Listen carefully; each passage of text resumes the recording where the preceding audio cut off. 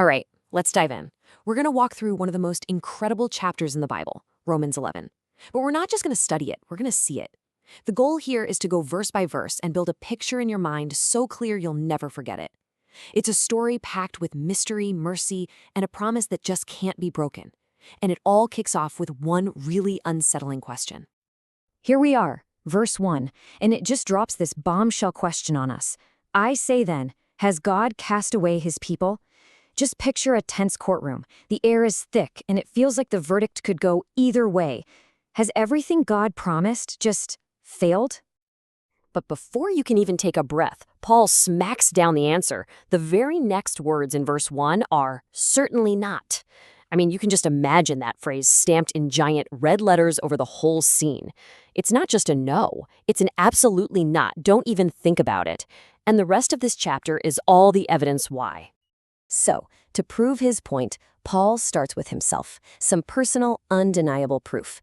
Then, he hits rewind on history to show us that actually, this is how God has always worked. He always keeps a faithful few, even when it looks like all hope is completely lost. Paul keeps going in verse 1, basically using himself as Exhibit A. Picture him rolling out this ancient family tree scroll. He points right to his own name, and you can trace his line all the way back to Abraham. His very existence is proof the promise is still active. Then verse 2 drives it home. God has not cast away his people whom he foreknew. Imagine God's hand putting an unbreakable seal on that family tree. He knew them from the beginning, and he doesn't go back on his word. Now, to show this isn't some new fear, verse 3 throws us back in time. We see the prophet Elijah. He's totally alone on this dark, windy mountain. His cloak is whipping around him, and he cries out to God, just filled with despair. In his mind, he is the last one left. It's a picture of complete and total isolation. But then, in verse 4, God's reply is just stunning. Imagine the camera and your mind pulling back from Elijah. The storm clouds part, and the sun shines down on a hidden valley below him. And there, standing silently, is an entire army of 7,000 faithful men. Elijah had no idea they were there, but God had them safe the whole time. So verse 5 connects that piece of history right to the present day. Paul says, even so then, at this present time, there is a remnant, according to the election of grace. You see, just like those 7,000, there is always a remnant, a core group that God has kept. And they're not there by accident, they were chosen. Verse 6 explains exactly how they were chosen. And if by grace, then it is no longer of works. Otherwise, grace is no longer grace. It's simple, really. Picture two hands. One is offering you a beautifully wrapped gift, completely free. That's grace. The other hand is holding out a paycheck for a job you did. That's works. Paul is crystal clear. The remnant exists because of the free gift. You can't mix the two. Okay, so if a small group was saved by grace, you have to be wondering, what happened to everybody else? Well, this next part is pretty heavy. Paul explains that for a time, a sort of divine blindfold was put in place for a very specific reason. Let's walk through this. Verse 7 says, Israel has not obtained what it seeks, but the elect have obtained it, and the rest were blinded. Then verse 8 tells us how. Imagine people walking through a world that's bursting with color and sound, but for them, everything looks and sounds like black and white static. They're right there, but they just can't perceive the reality around them. That's a spirit of stupor. And verses 9 and 10, quoting King David, make this picture even more intense. Verse 9 says, let their table become a snare and a trap. Think about a beautiful feast, a symbol of God's blessing, but suddenly thorny vines start creeping up the table legs, trapping the guests. Then verse 10, let their eyes be darkened and bow down their back always. Their vision goes dark, and they're crushed under the weight of their own efforts. Now, right when the story feels its darkest, Paul hits us with a great plot twist. He asks another game-changing question that flips this whole story on its head. He reveals that this stumbling wasn't the end of the story. It was actually a new beginning. Here it is in verse 11. I say then, have they stumbled that they should fall? Was this it? A permanent, fatal fall right off a cliff? And again, Paul's answer is a resounding certainly not. The rest of verse 11 explains this incredible reversal. But through their fall, to provoke them to jealousy, salvation has come to the Gentiles. It's like a divine chain reaction. Their stumble wasn't an accident. It was the very event that swung open the doors of salvation for the rest of the world. Verse 12 builds on this idea, saying if their fall brought riches to the world, just imagine how amazing their restoration will be. Verses 13 through 16 get personal. Paul talks about his own role in this. In verse 13, he says, I am an apostle to the Gentiles. I magnify my ministry. Why?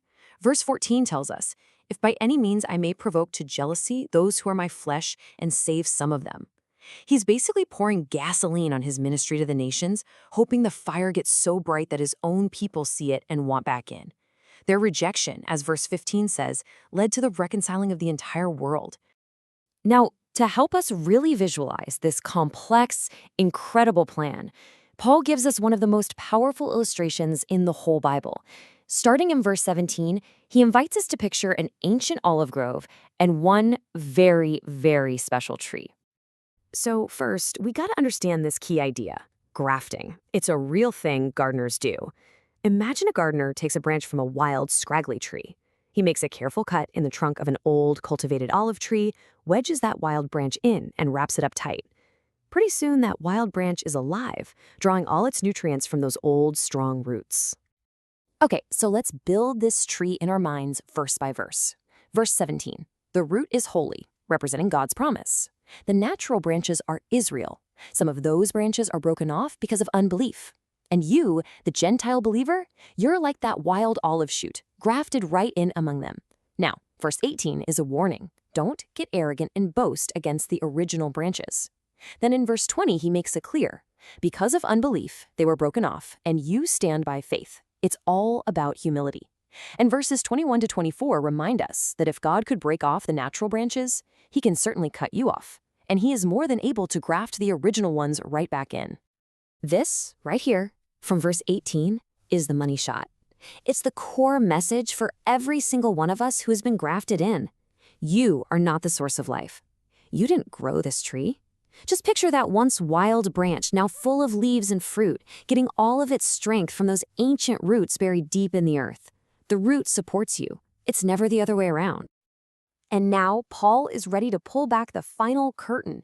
He's about to reveal what he calls a mystery, the secret part of God's plan that explains everything. The blindfold, the stumble, the olive tree, it all leads to this. This is the end game. And here's the mystery, laid out in verse 25.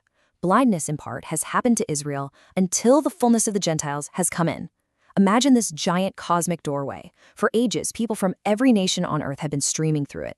Israel's partial blindness is just a temporary thing. It only lasts until the very last person from the nations walks through that door. And what happens then? Verse 26 tells us, and so all Israel will be saved.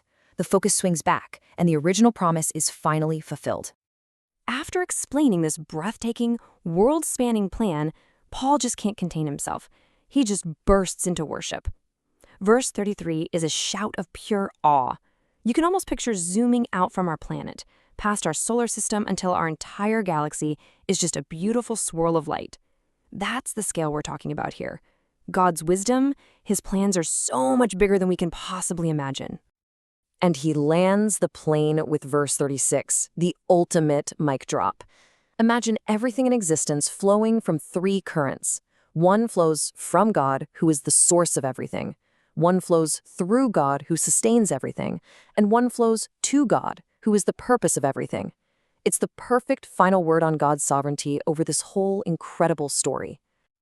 So, we've walked through it all, a shocking question, a faithful remnant, a divine blindfold, a great reversal, and a wild branch grafted into an ancient tree.